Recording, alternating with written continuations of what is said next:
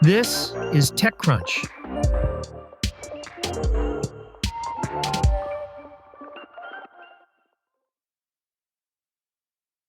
A top Social Security Administration official turned whistleblower says members of the Trump administration's Department of Government Efficiency, better known as DOGE, uploaded hundreds of millions of Social Security records to a vulnerable cloud server, putting the personal information of most Americans at risk of compromise.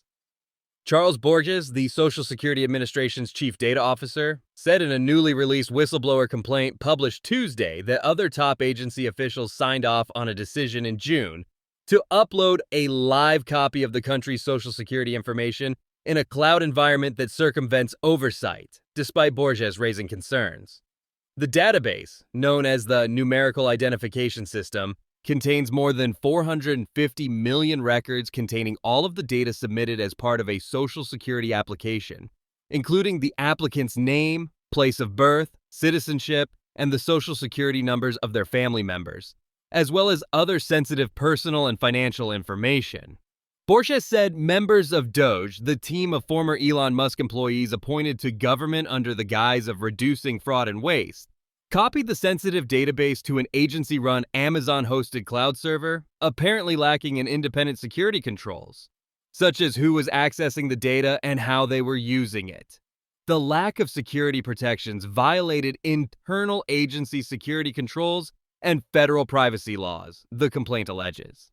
Borges said by allowing DOGE to be administrators of the agency's cloud, the DOGE operatives would be able to create publicly accessible services, meaning that they could allow public access to the cloud system and any of the sensitive data stored inside. Borges warned in the complaint that if this information were compromised, it is possible that the sensitive personally identifiable information on every American, including health diagnoses, income levels, and banking information, family relationships, and personal biographic data could be exposed publicly and shared widely. The complaint said any compromise or unauthorized access to the database would have catastrophic impact on the U.S. Social Security program, describing a worst-case scenario as potentially having to reissue everyone's Social Security numbers. While a federal restraining order in March initially blocked DOGE staffers from accessing the country's database of Social Security records, the Supreme Court lifted the order on June 6th, paving the way for DOGE's access. In the days that followed, DOGE allegedly worked to seek internal approvals from the agency's top brass, per Borges' complaint. The agency's chief information officer, Aram Moghadassi, approved the move to copy the database to the agency's cloud, saying he determined the business need is higher than the security risk, and that he accepts all risks with the project.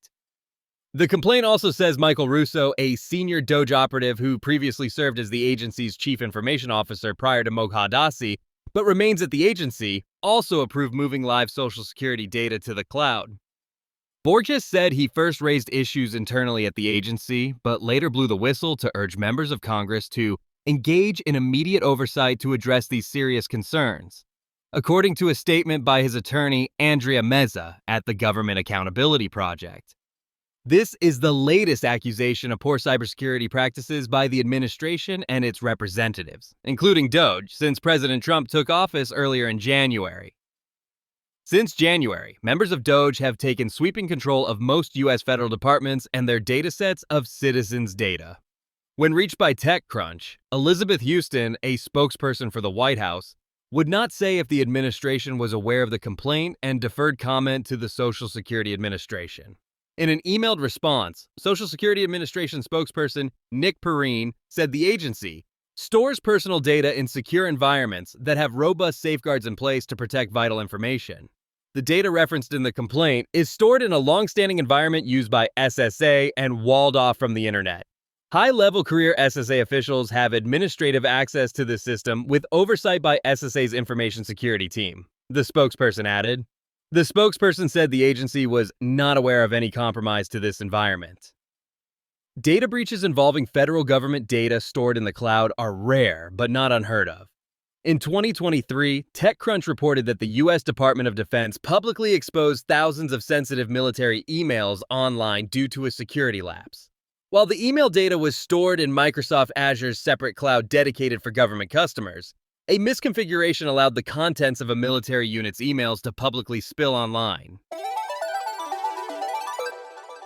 Libby, the library ebook and audiobook app, is adding AI, much to the disappointment of some readers and librarians, who would prefer not to have AI inserted into their favorite apps. The new feature, Inspire Me, allows users to get book recommendations by using prompts or from their previously saved titles in Libby. To use the feature, readers tap on the Inspire Me options on Libby's homepage, where they can ask for fiction or nonfiction, then narrow down the suggestions by other factors, like age range, type of content, and more.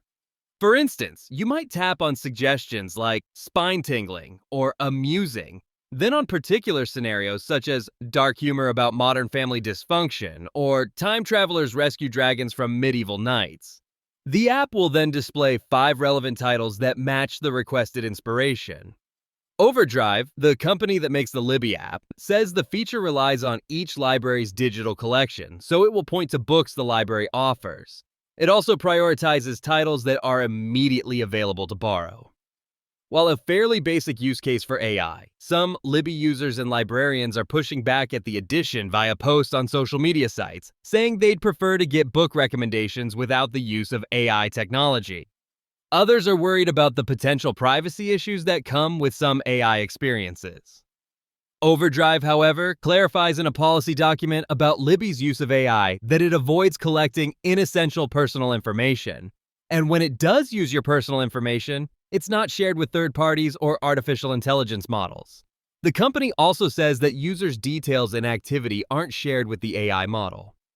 Plus, if you share one of your saved tags with the AI to get suggestions, it doesn't receive any details about you, your device, or the name or description of your tag.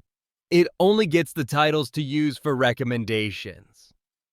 Perhaps expecting some pushback against the new addition, Overdrive stressed in its announcement that its goal was not to replace human insight with a generative AI feature. Rather, it says the feature could be used to complement librarian-led discovery. Inspire Me uses responsible AI integration to help patrons dive deeper into the incredible catalogs their local libraries have curated. Jen Lightman, Overdrive's chief marketing officer, said in a statement, "By surfacing titles that align with what readers are searching for, Inspire Me helps patrons discover more of the books their libraries have already invested in. It's not about replacing human insight, it's about making discovery easier, smarter, and more intuitive," she noted. The company soft-launched the feature earlier this month, allowing users to search for #InspireMe in Libby's app to gain access. Now officially announced and rolling out, all Libby users should expect to gain access to the feature in September.